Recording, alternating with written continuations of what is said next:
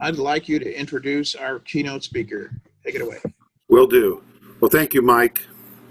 It is a great honor for me to introduce the keynote speaker for the 7th Annual Ideas at Work Signature Entrepreneurial Event, Wendy Kennedy. Wendy has spent her career with engineers and scientists, helping them discover, define, and describe their business value and ideas. Her design thinking methodology is built from decades in the trenches working alongside innovators worldwide to help them turn their ideas into opportunities. She has translated this experience into an engaging set of entrepreneurial design thinking frameworks for organizations like yours and mine to achieve success. But here are a few things that you may not know about Wendy that are kind of fun. First of all, her first job after college was a nighttime receptionist, and for one hot startup in her area in Canada. She claims it was the best place to work because she got to meet the decision makers. Wendy also comes from a family of entrepreneurs, and with 5 siblings, 4 of whom own their own businesses, which is pretty cool. Way to go, Wendy. She is known as the Napkin Jockey. And this is due to the time she has spent in her career working with early stage startups whose founders put their ideas on napkins. And her company, everything you do with her company starts with a napkin. So I know about that. And including some of the businesses were the first portable PC and one of the first online banking solutions, just to name a few. Wendy also loves the outdoors. She hikes, bikes, skis, and loves to snowshoe, and she takes daily walks in the woods with her 2 golden retrievers. So, Wendy, thank you for joining us today. Who you are and what you do is the true definition of ideas at work. So, ladies and gentlemen, I'm proud to present to you Wendy Kennedy. Wow, thank you very much, Ted. You're too kind. And I love that introduction. So I always love the personal flavor. Welcome, everyone, to Canada. Welcome to my home. My, oh my, things are different this year, that's for sure. But things are exciting too, and that makes all the difference. Ted's right. I do have 2 assistants who have 4 legs each. Who work here in the office at home, so hopefully they will be quiet and not be background noise for us as we have our conversation.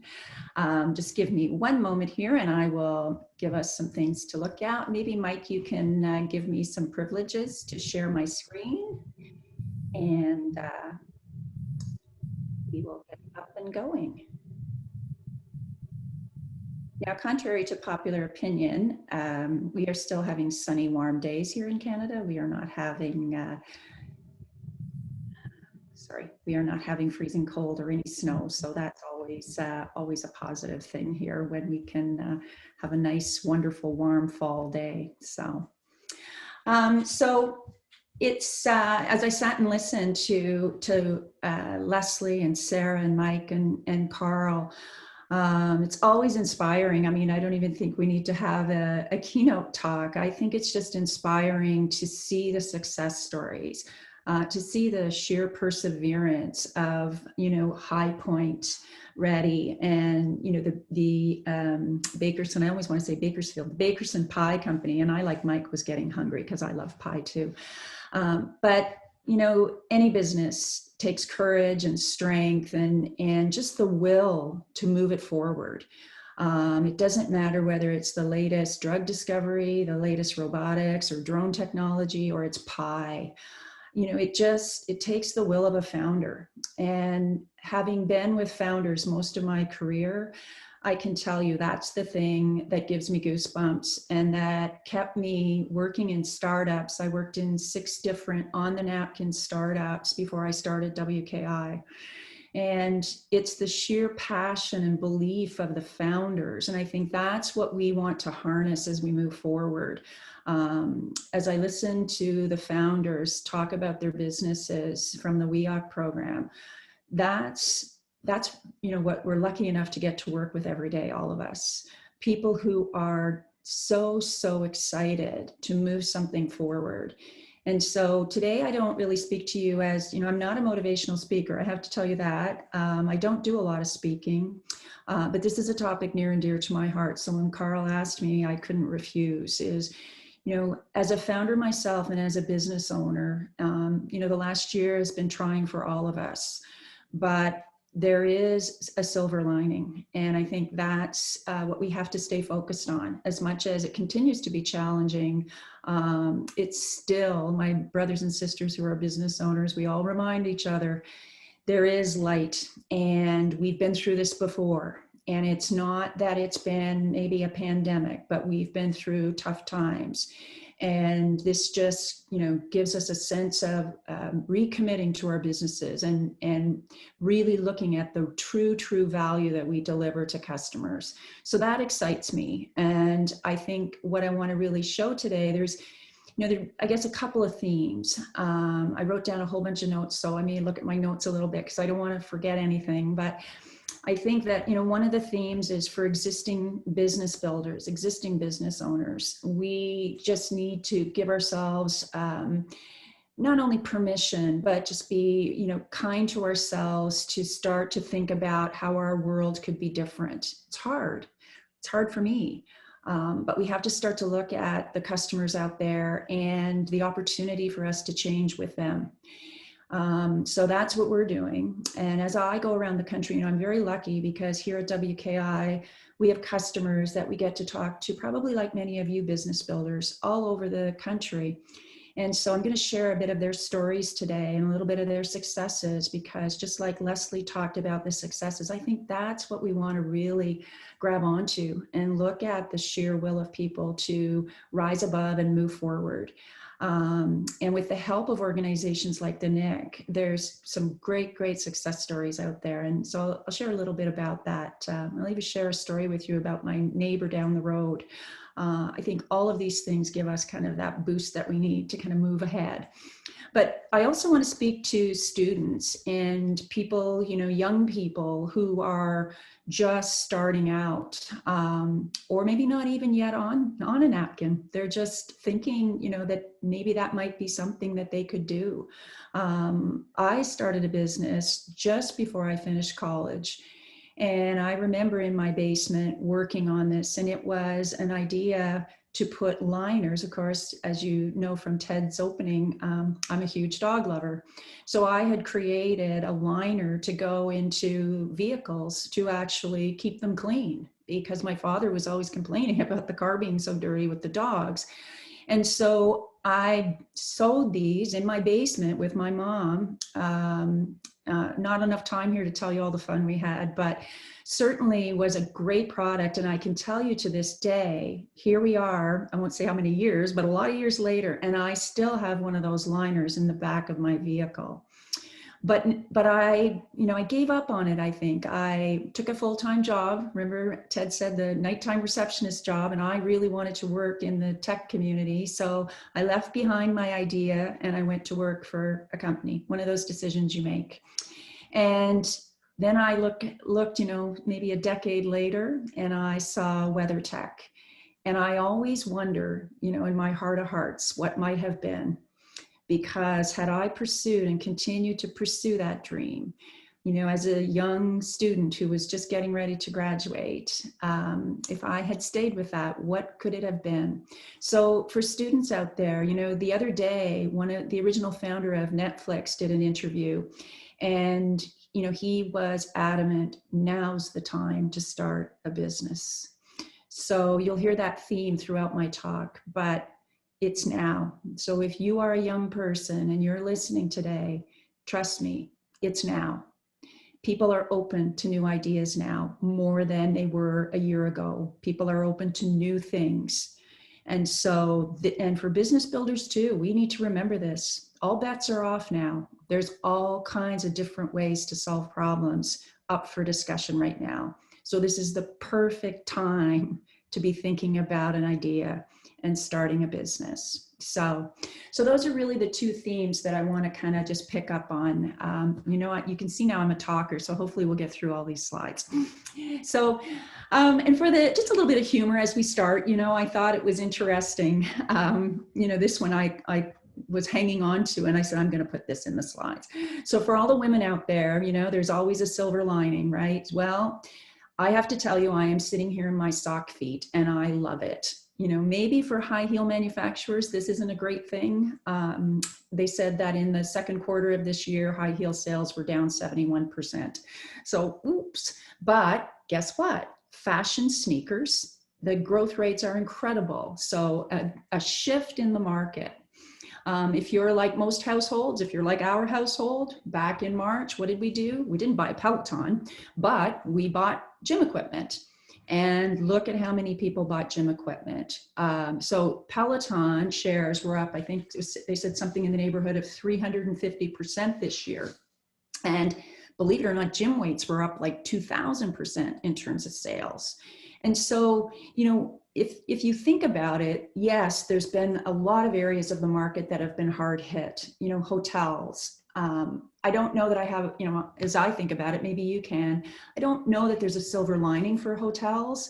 I think it's like cruise ships. You know, we've seen some of the false starts of trying to return to those business models. We hope the best, but it's a challenge right now for things like hotels.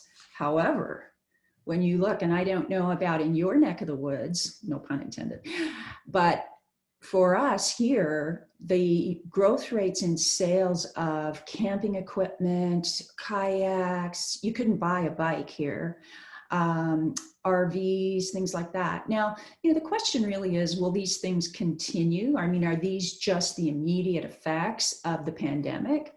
Perhaps, but no one knows. So there could be a longer term shift or structural change in the market that may bring about new ideas like this across these markets and create growth opportunities. So we have to watch. My husband has spent his career in the automotive industry. So a lot of dinner table conversations with us about the restructuring that's happening, excuse me, in the automotive world. You know, and I think it's important for us to kind of reflect a little bit here. I don't think that that was brought about necessarily by the pandemic. I think for years, what we've seen is industries like this, like the automotive, with their business models structured around physical infrastructure, with service departments and a lot of high touch.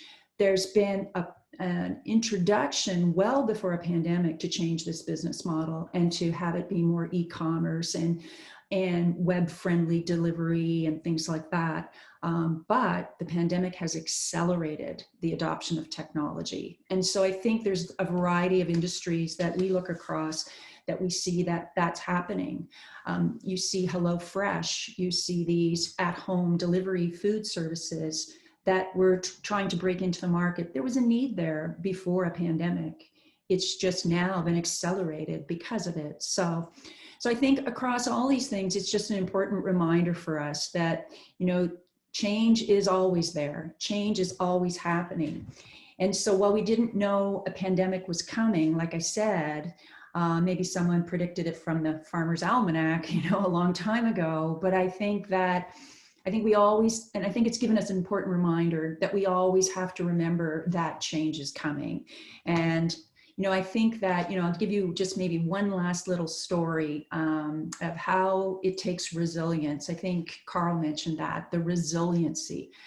You know, it's, again, so inspiring. We only need to look at entrepreneurs for that uplift in how resiliency makes all the difference to rise above. So I said I would introduce you to my neighbors. So this is my neighbor, Kendall, and her family, her husband, Josh, and their 2 kids. So can you imagine in late February, Kendall quit her job after 15 years in order to pursue her business. And so she had wanted to be owning a retail business. She has a love of birding. She wanted to have a business in this area. And so they made the decision in March, probably a lot of planning leading up to that she would start this business. And then COVID hit. And so here she was. She couldn't open her store. She hadn't even accepted a customer. But she had the rent to pay. She had all of the inventory that she put into the store. And so, it's people like her, and it's people like the entrepreneurs that Leslie mentioned that, I think about every day, and that keep me going. Because what did Kendall do? I drove by her house, and I live in the country. So I drove by her house and I saw a sign on the lawn saying, you can get bird feed here. So buy bird feed from us, buy deer feed from us, from my business. She also started up birding webinars and things like that, live streams on Facebook, just talking about her passion for birding. And so within the matter of a month, she had 700 Facebook followers. And she had started to, build this relationship with people who loved it as much as she did. And over the whole span of the time she had to be closed, that was around midsummer here, she kept that relationship up. She kept delivering. Her husband, Josh, was delivering the products to the homes of people. She did whatever it would take. And as one of our WKI coaches had said to me down in Texas, she has no quit, right? That's what I love. She had no quit. She wasn't going to fail. And so very much like this story coming from South Texas, these salt, you want to talk pies? Let's talk about other great desserts like sea salt pecan butter. So here's a single mom, Elizabeth Davis, down in McAllen, Texas. Same thing, $64 in her pocket, and says, I need to build a business, and I'm going to build, and starts in farmers markets and just starts, chugging away, trying to actually get traction for this idea, and now she's in 110 stores, right? No quit. Same thing for this guy, right? Jank barbecue sauce. I mentioned this to someone from Indiana the other day. They go, I know Jank. Well, Jank is the same kind of story as Elizabeth Davis. Started because they wanted to have a business. They loved to barbecue and built this brand Jank. And again, it's that perseverance and that grit. There's lots of barbecue sauces, right?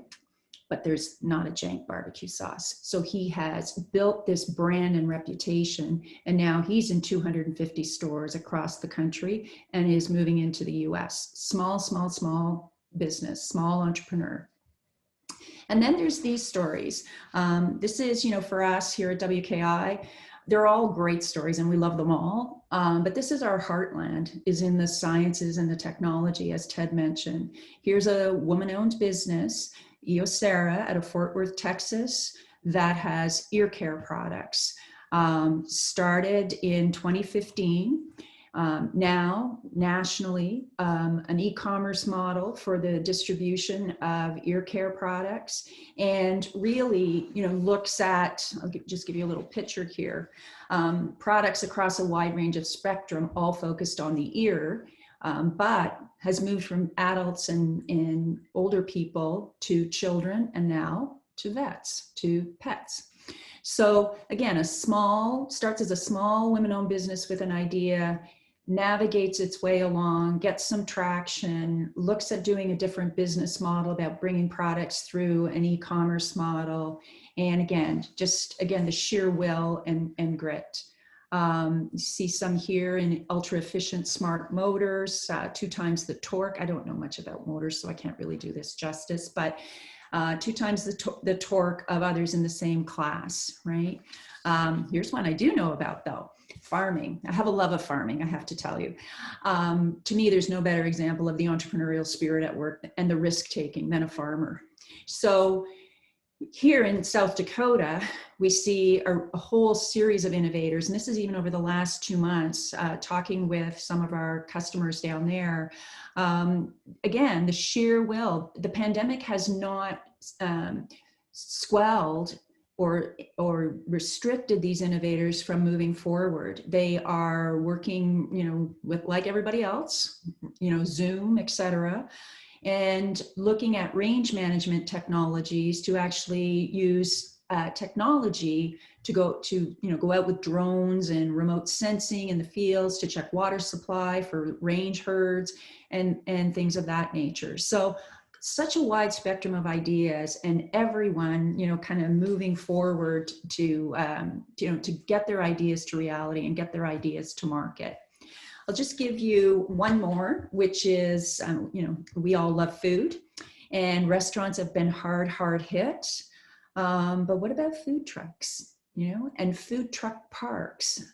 Places like Gainesville have opened food truck parks. Not just a pandemic related thing, not a short-term thing, an actual physical permanent structure to allow different foods to come together, and people, and also lends itself to the time that we're in right now. But as restaurants try to navigate their way forward, we saw some restaurants with food trucks before. Will we see more? Is this an opportunity? Here locally in our hometown, I see chefs from the restaurants doing videos as a way to provide in-home coaching for people like me to actually prepare the meal that they would prepare in the restaurant. So people are experimenting, right? People are looking at different ways that they can deliver. And I think, this is another subtlety I'll mention to you. I think going forward, all of us have to be able to have those kinds of alternate business models as opposed to a singular one that allows revenue to come from multiple streams, as opposed to, being dedicated in one lane where, risk and upset can be dramatic whenever something like we saw this year happens. So I think, the data that we're seeing, the examples that we're seeing, there is light ahead. This is a great time to start a business. This is perhaps maybe it's not, we didn't want to be in this position as business builders, owners now that have businesses in place, but we're here. And I think that the exciting thing for us, at least this is how I looked at it with WKI, the exciting thing is now we can deliver a solution perhaps to a whole other different segment of the market that's open to new ideas, open to new ways of doing things. So that's how I choose to look at it is, yes, the way I delivered WKI products 6 months ago is not how we deliver it today.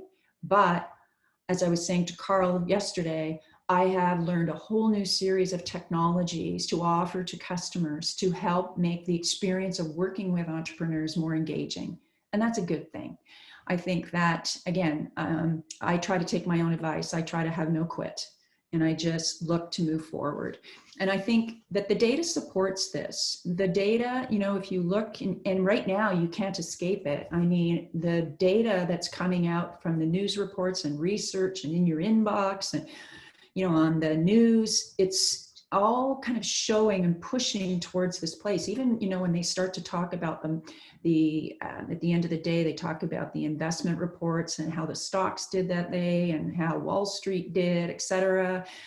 All of this is, you're really starting to see that there is an upbeat tone to the possibilities.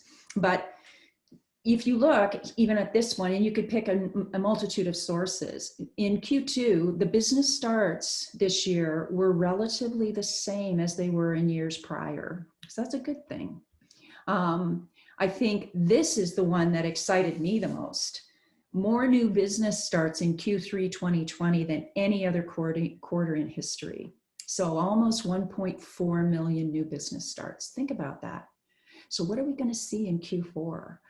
So that's exciting. And I think the work that the NIIC does and organizations that support the NIIC, that's such an important, paramount organization to have right now, because as much as people are in a difficult situation and are trying to navigate their way forward, we can help them with that reimagine that Carl talked about.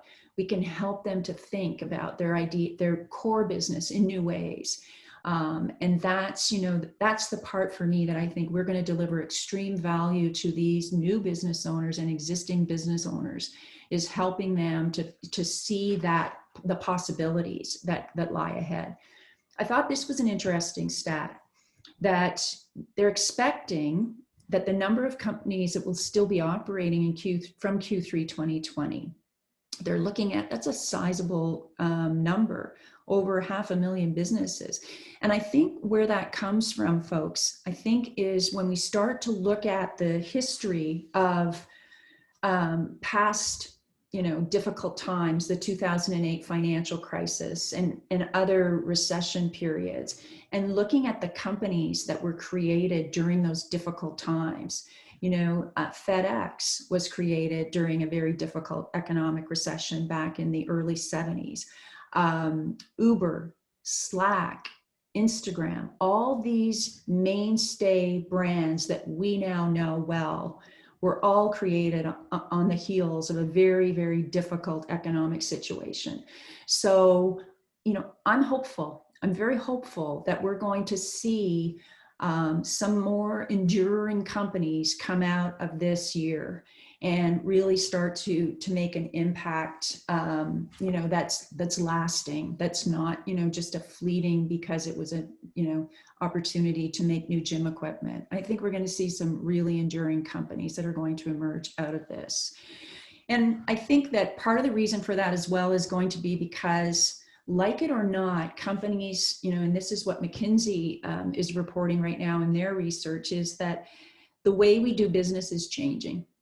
And like it or not, technology was there all along, running beside us as companies, and some of us adopted it more than others.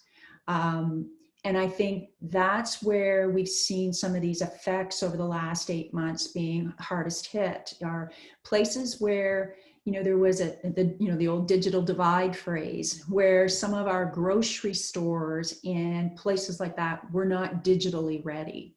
And so I think technology, the integration of technology, and if you just bear with me for a minute, I think this is a passion of mine, which is, if the companies that we've seen over the last 8 months integrating technology to help them run their businesses have actually seen, obviously more efficiencies in their businesses and a greater impact on their bottom lines, a positive impact. And that's where you're seeing in the stock markets right now, a lot of these companies reporting great gains, is the integration of technology and the efficiencies that are coming from that. Now, one might say that can maybe be difficult for people who've been laid off, but I also think, and again, maybe I'm a silver lining kind of person, but I also believe that those people too, that's where some of those numbers are coming from in terms of entrepreneurship. So I think we know we need to innovate our way through this. We know that, in many sectors, people retreated to try to manage cash and manage their way forward. So as you see on this data coming from McKinsey, it was really only the pharma, obviously, obvious reasons, the pharma and medical supply sector that were really continuing to innovate. But I do think that, innovation for us is the way forward, right? It's the way that we'll now start to reimagine and rethink. And I think across all sectors, we're going to see that the innovation is actually going to start to, get back up to the pace that it was.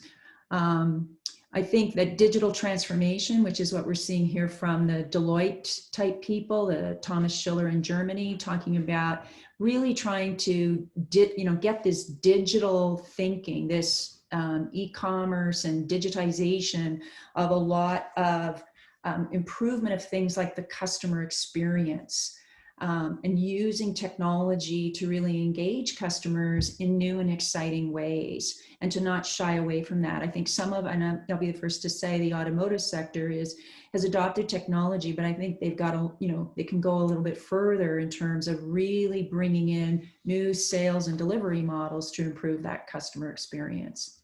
So what do we know?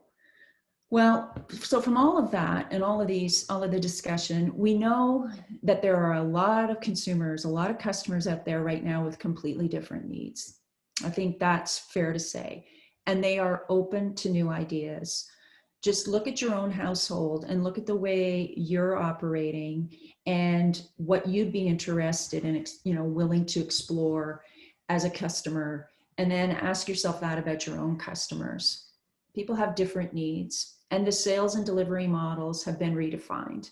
I think the other thing we haven't talked about is that the competition is different. There's competition now coming from across different sectors.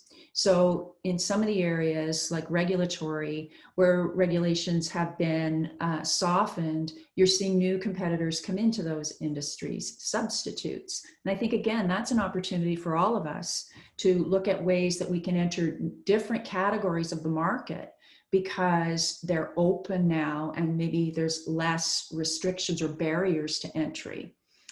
And, you know, a theme that you're hearing me talk a lot about is this digitalization. I really believe that the technology is there to enable us to have greater performance in our businesses. And I think we want to take advantage of that. It took, for example, for me in WKI, a solid 10 weeks, 12 weeks of working with engineers and developers on the WKI design frameworks to, you know, from a digital solution point of view, as soon as COVID hit. And so we just know, and I know in my heart that it's that kind of commitment to digitalizing your business and your business model that's going to give you that sustainability. So going forward, how do we chart the course? I think first of all, you know, I'm a big believer in this. You, as a founder, you have to do what you love. There has to be, you know, Jim Collins, who wrote the book Good to Great, had a great phrase. And when I started WKI, I hung on to this. You have to have a business. You have to create a business that you're deeply passionate about. It doesn't matter what it is, but are you deeply passionate about it?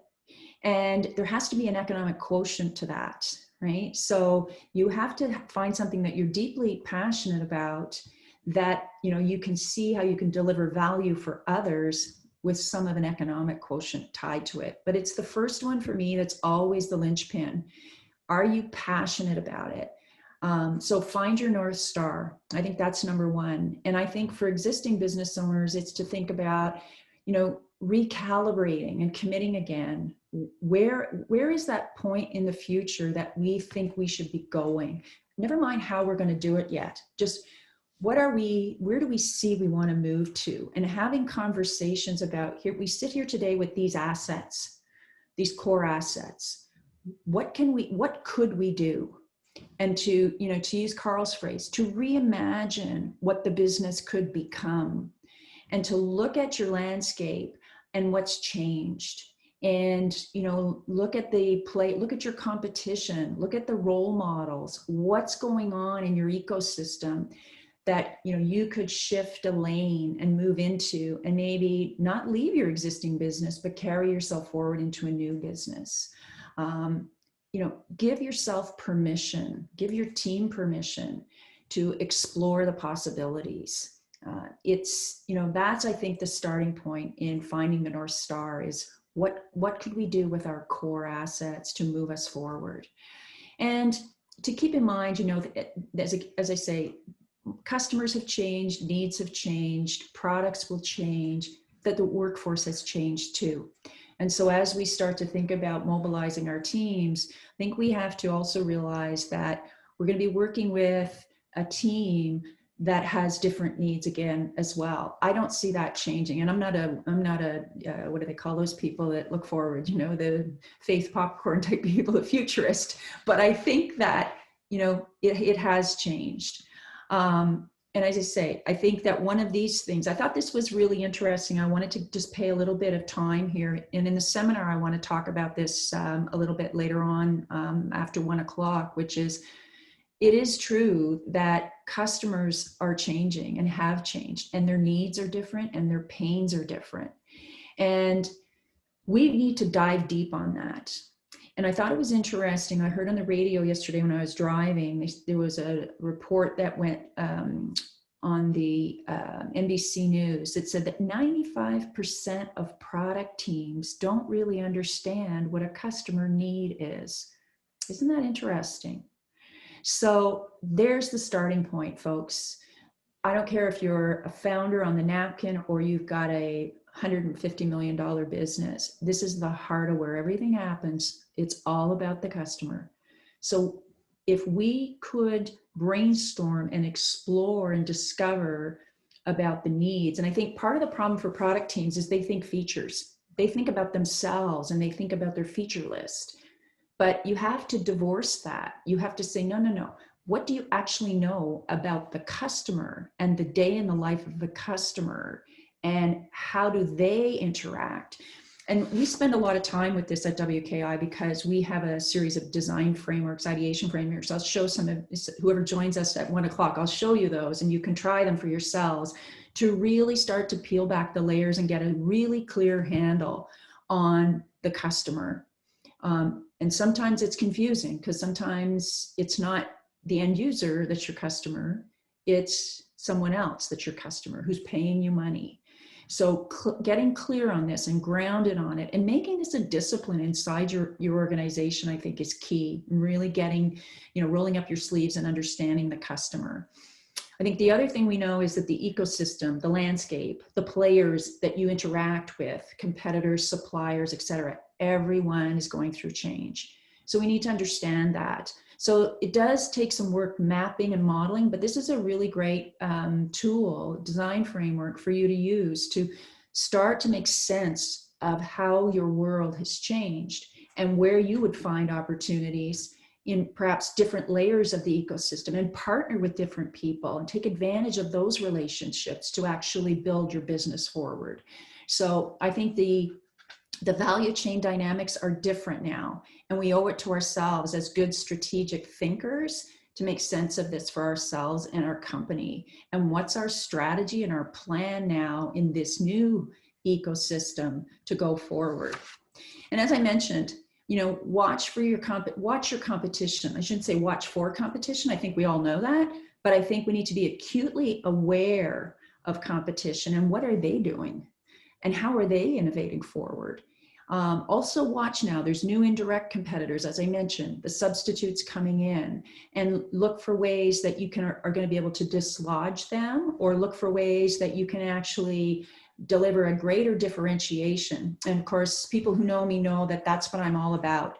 You don't have to be better, but you have to be different. So where's the differentiator in what you're doing? And it needs to be one of those things that gives you margin.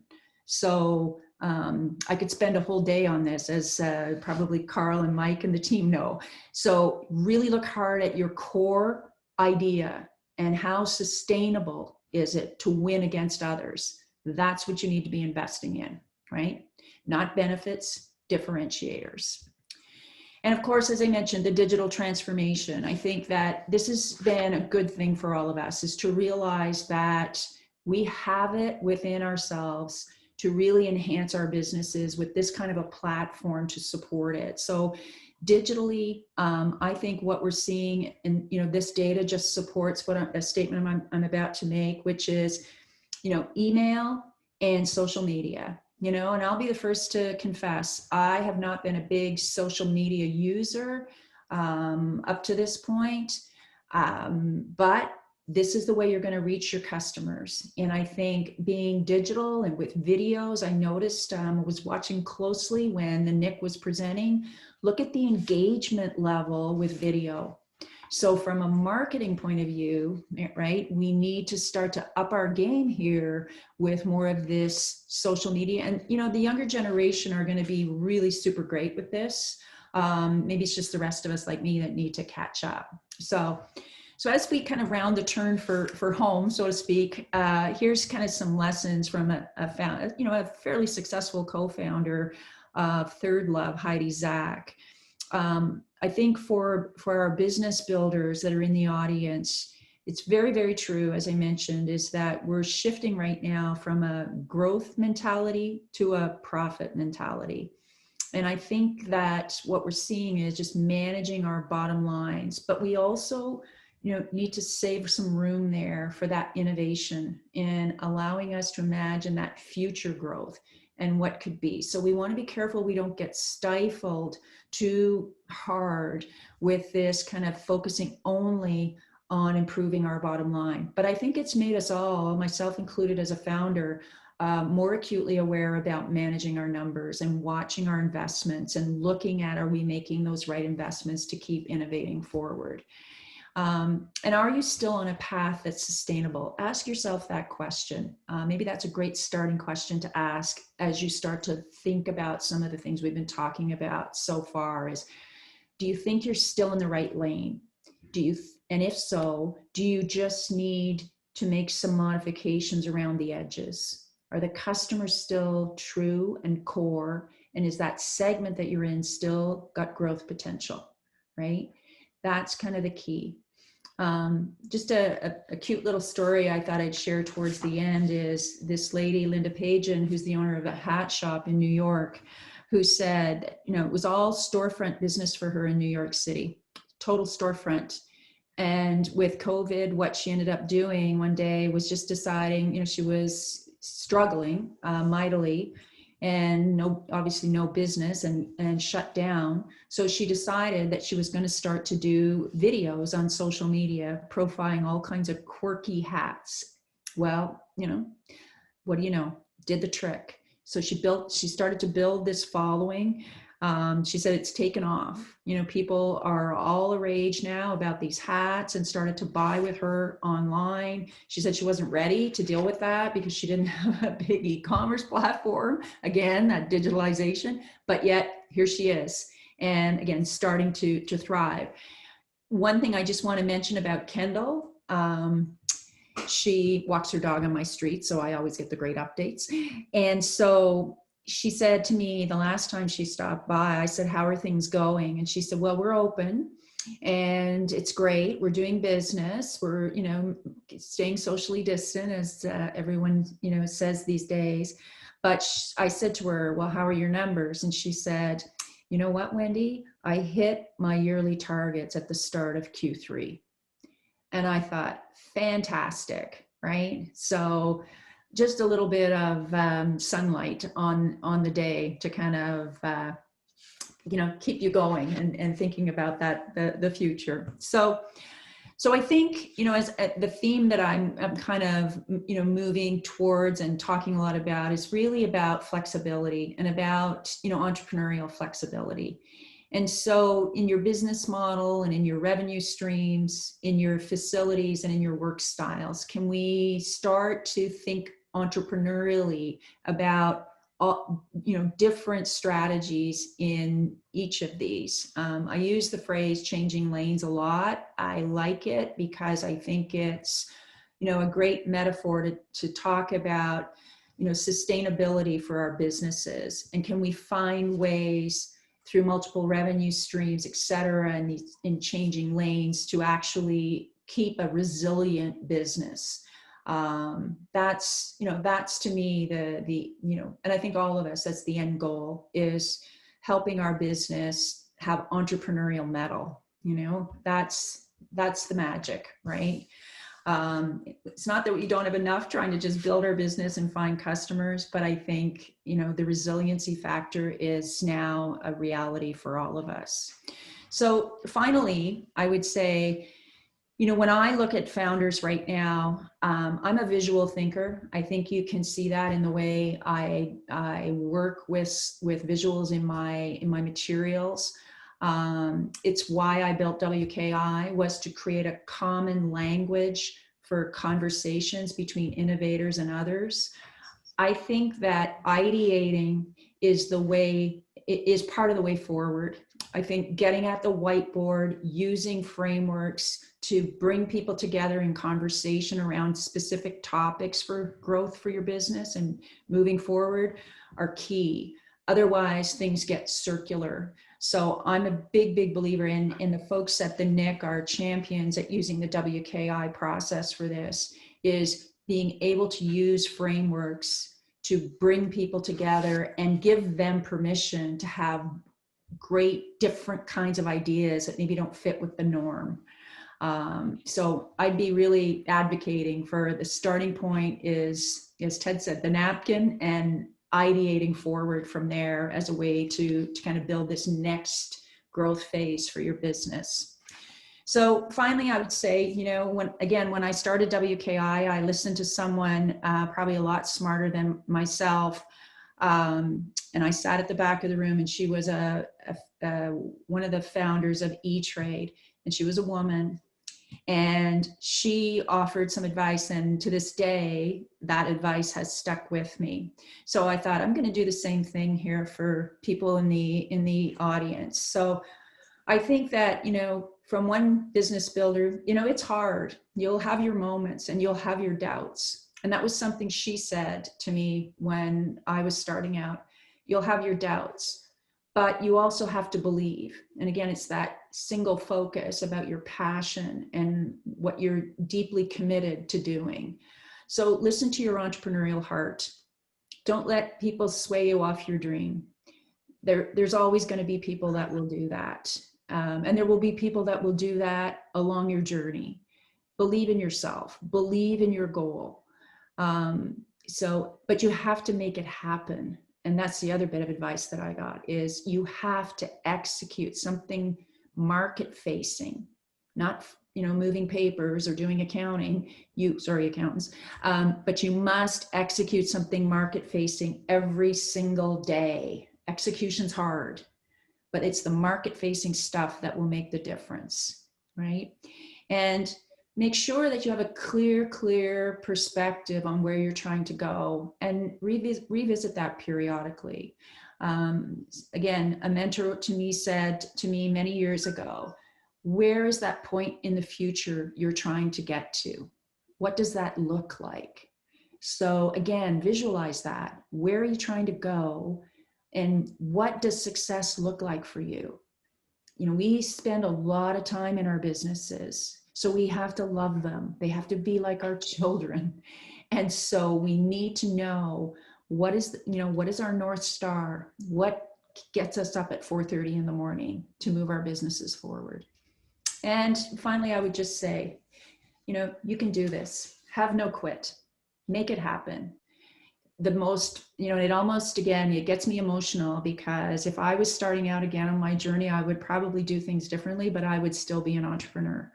I love the thrill of doing what I do every day. I'm about to go into year 16 in WKI, and I have no quit. I love it. And I think there's no more satisfying place to be. If you've got that entrepreneurial drive and gene and you want to build something, you can do it. So thank you very much for allowing me to spend a bit of time with you today. I hope there was at least one little nugget in there for each of you that maybe sparks your creative juices, your entrepreneurial juices to move forward. And I know that the NIIC is, as we said, no better place to be to help support you than to go to the NIIC and start to hook up with their fantastic team. So thank you very much. Yeah, Mike, there were two quick questions. Maybe I'll give those to Wendy as part of the wrap up. So the first question was, how can you apply this mindset to the nonprofit sector? Recently I was reading a report that indicated upwards of 40% of all nonprofits could potentially close, in the coming months. So how would this mindset best be deployed, in the nonprofit sector?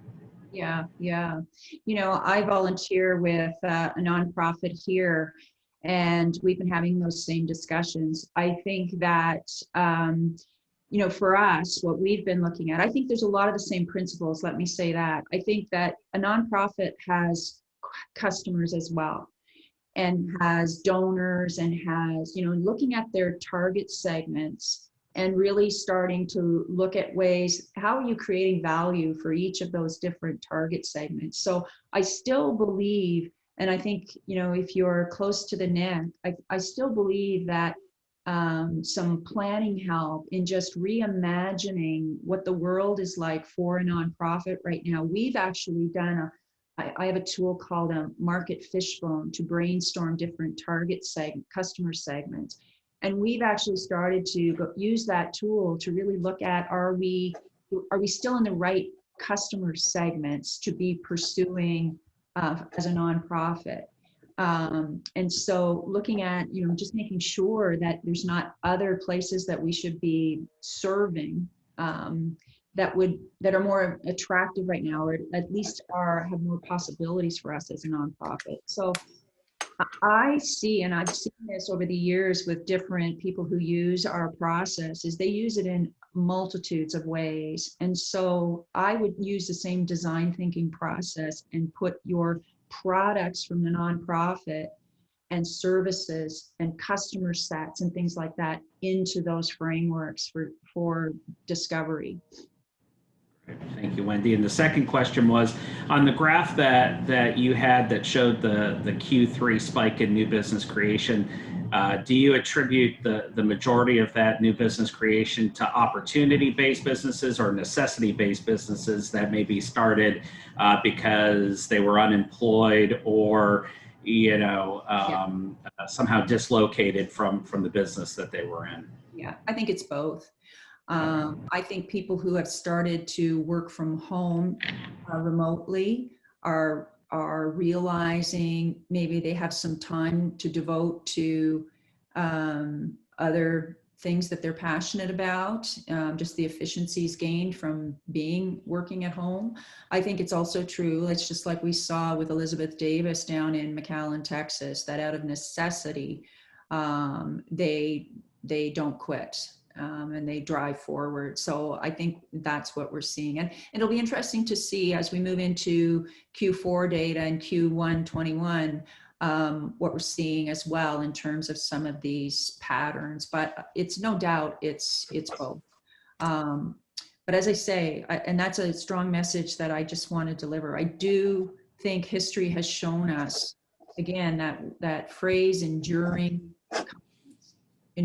businesses are founded during these times. So we're going to see some great enduring companies and ideas coming out of this crazy year that we've had. And I think that we need to all be inspired by that.